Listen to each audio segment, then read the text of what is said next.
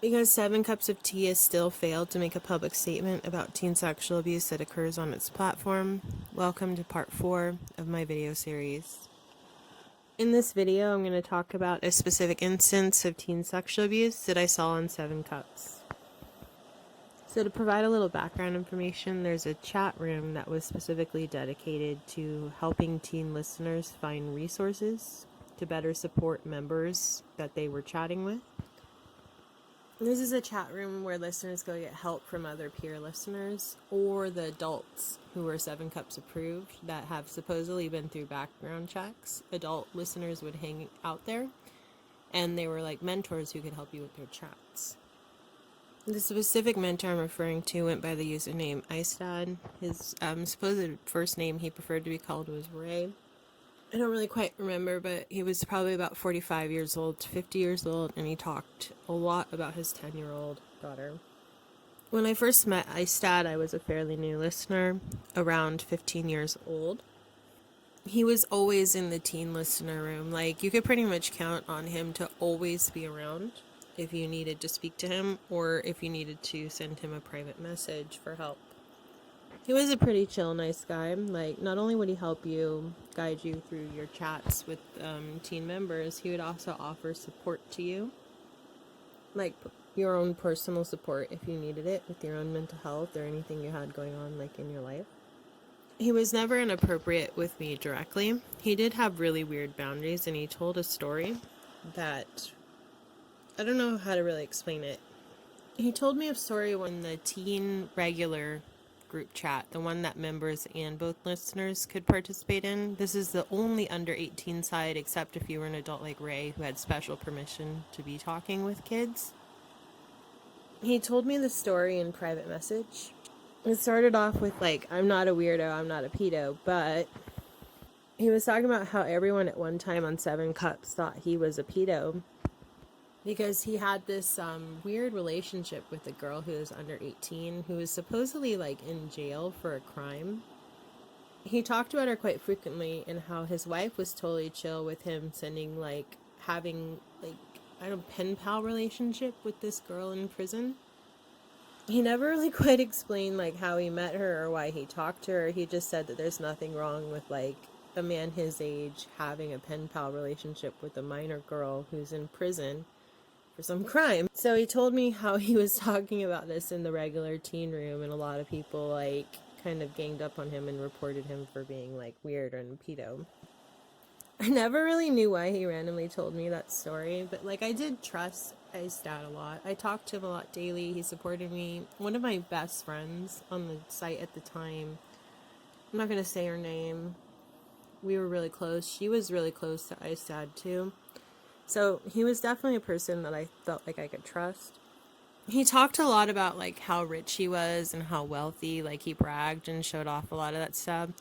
And then he talked a lot about how he's gonna like open his own business and like either was gonna be like a massage like slash hairstyle place or a pizza oven place.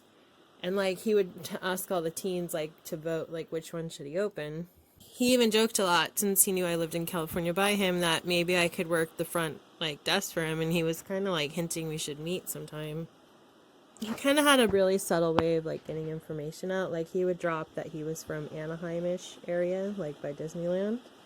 And I was kind of like, oh, I didn't think we were allowed to say where we're from. And he's like, well, yeah, not really, but like you can kind of say it. So like I ended up telling him where I'm from and like a local high school by me, information like that, because I'm like, well, if this adult mentor is doing it, it's like, okay, he's been on the site a long time and he hasn't gotten in trouble.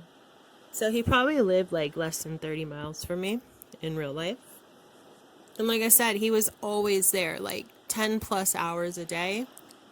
And a lot of it was over summer. That's when I first started volunteering as a listener, and that's when I like hung out and got to know him.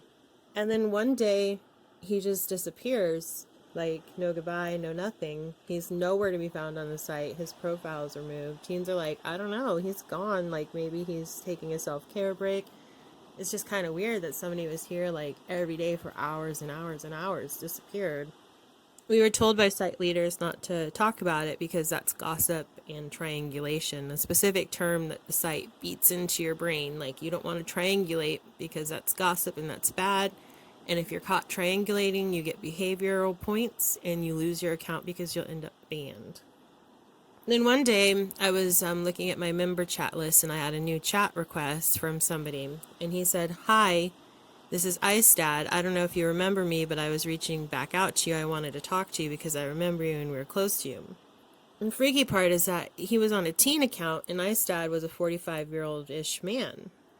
So I'd kind of panicked and freaked out. Like, this guy totally disappeared and now he's like making teen accounts, which you have to be 13 to 17 years old to be making a teen account for. But he knew what he was doing. He was trying to bypass his ban because he's not allowed to be an adult who talks to kids. He was completely banned from the website. He wasn't supposed to be on it at all.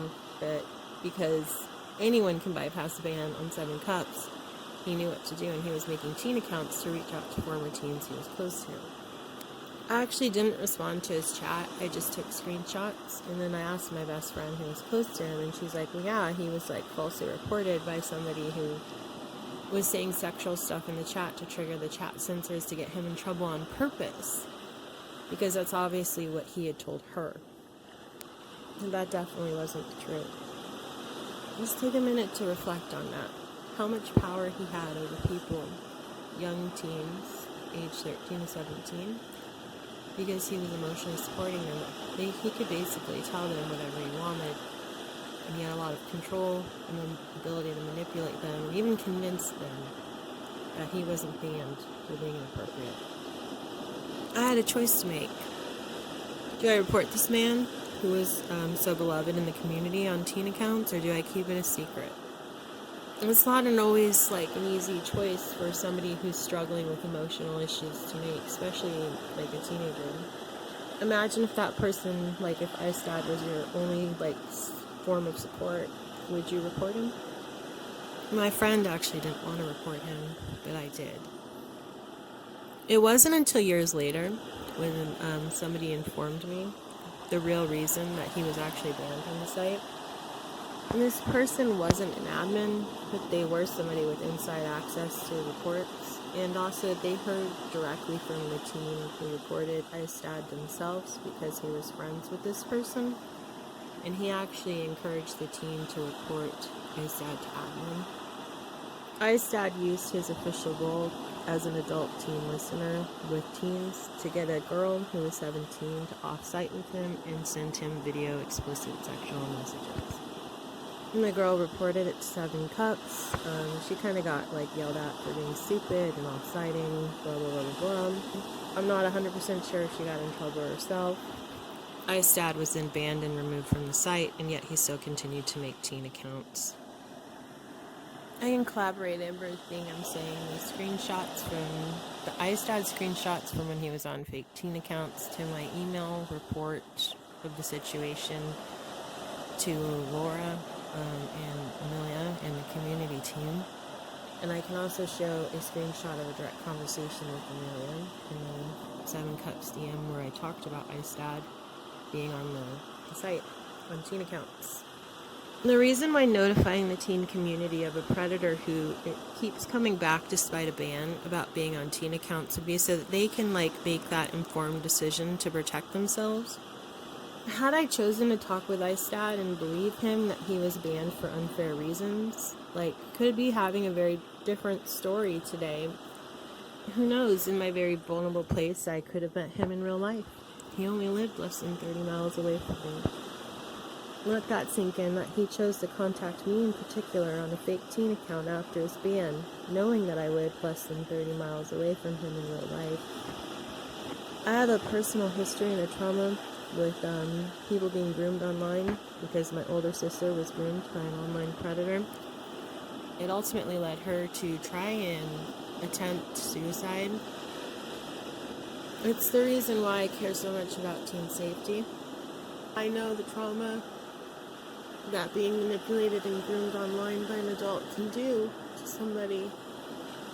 But I know that there's a lot of teens out there who haven't experienced it, and they don't know the dangers about it, and especially when you have this adult who seems really cool and has helped support you through a lot, you might take that chance and actually go off-site with that person and believe that they're unfairly banned. When Seven Cups chooses to fail to inform the teen community that active predators are using fake teen accounts to manipulate teens, they're leaving them in the dark about their own safety. Not only is that incredibly negligent and dangerous for the teen members who come seeking support, what type of volunteer community are you providing for teens that you let come on your site to volunteer? During my research, I found a volunteer bill of rights that states that companies that utilize volunteers should provide an environment for those volunteers to conduct that work. I would like to argue that Seven Cups failing to acknowledge that teen sexual abuse exists on its platform is not creating a safe environment for those teen volunteers. Please help me hold Seven Cups accountable and demand that they make a public statement about the teen sexual abuse that occurs on its platform.